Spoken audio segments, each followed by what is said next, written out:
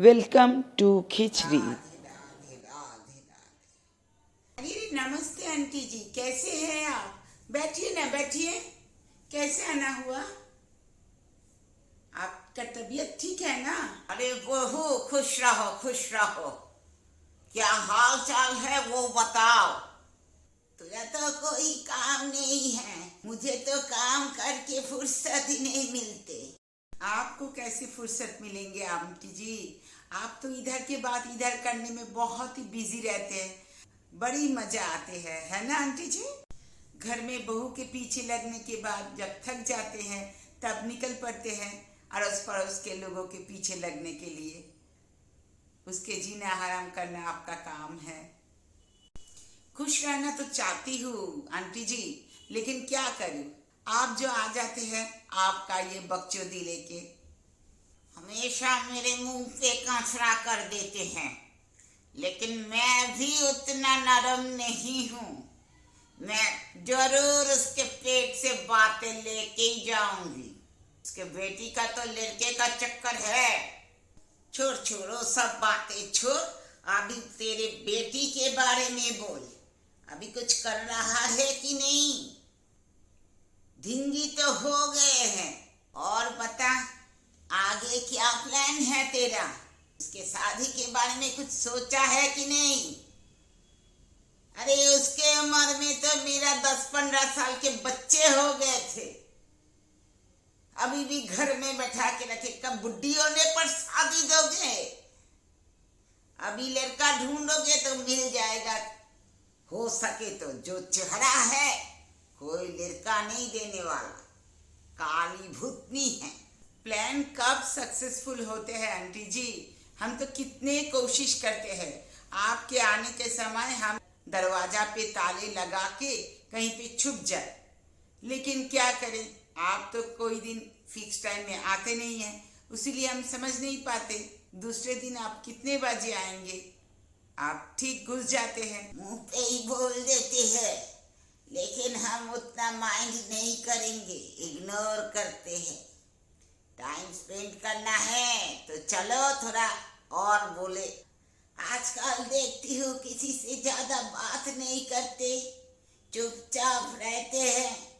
क्या हुआ? क्या कुछ झमेला चल रहा है क्या?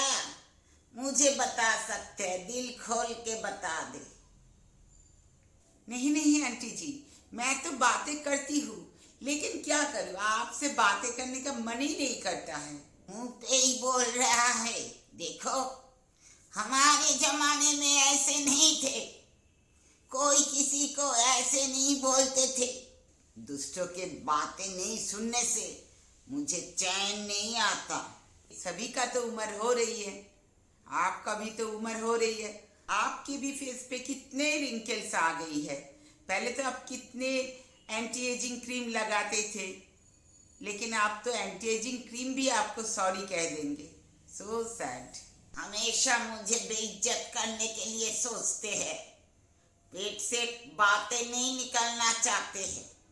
हम भी चट्टान की तरह खड़ा रहेंगे, सब बातें निकाल लेंगे। बहुत काम है मेरा, इधर से निकलेंगे तो पूरा मोहल्ला में बांटना पड़ेगा ये बात। एंटी एजिंग क्रीम तो मैं अभी भी लगाती हूँ, चूल में कलप भी लगाती हूँ। कहीं पे जाने के पहले मैं लगा लेती हूँ। लगाऊंगी ना?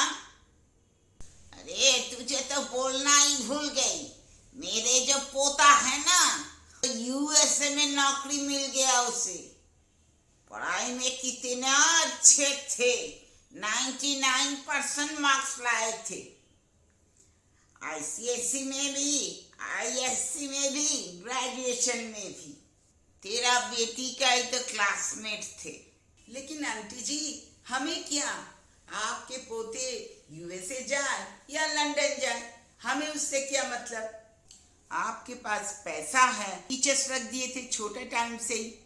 क्लास जब 4 में पढ़ते थे उसके पास 10 टीचर थे, बाद में तो और भी कितने सारे आप रखे थे, इसीलिए उसका पढ़ाई लिखाई बहुत अच्छे हैं। मेरा जो बेटी है उसको तो हम एक भी टीचर नहीं लगाए, ग्रेजुएशन तक वो खुद ही पढ़े, खुद से पढ़ के अगर वो 70% मार्क्स लाए, ये तो अच्छा ही है आंटी जी। छोड़िए, आपको क्या मतलब उससे, आप क्या समझेंगे।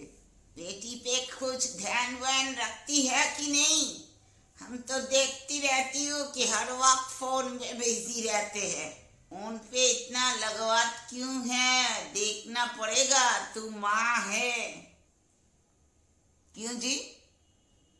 इतना भी क्या बातें करना है फोन में? तेरे बेटी तो पढ़ाई में एवरेज स्टूडेंट थे। देख, कुछ शादी वादी करा दे, नहीं तो जिंदगी बर्बाद हो जाएगी। देखिए आंटी जी, अगर मेरे बेटी कोई भी चक्कर में पड़ जाए तो मैं समझ लूंगी ना, मैं हूं ना उसके लिए। आपको इतना टेंशन लेने की क्या जरूरत है? आप अपना काम कीजिए। सच में हम सोचते रहते हैं बेटी मेरी है, संसार मेरी है, लेकिन आपका कितना एक्साइटमेंट है, आप कितने सोचते हो हम लोग उनके बारे में। Really thankful for this aunty. किसी का भला नहीं करना चाहिए, जिसका भी भला करे वो बुरा मान जाते हैं। हम तो भाई भलाई करने निकले थे, उसको बुरा लगते हैं। लगने दो, मुझे क्या। राधे राधे। हर एक घर में क्या होते हैं मेरा खबर रहते हैं, मुझे कोई कुछ छुपा नहीं सकती, सब पता कर लेती हूँ। आप भी सावधान रहे, आती हूँ आपके घर में अगले बार पता करने के लिए आप क्या छुपा रहे हो।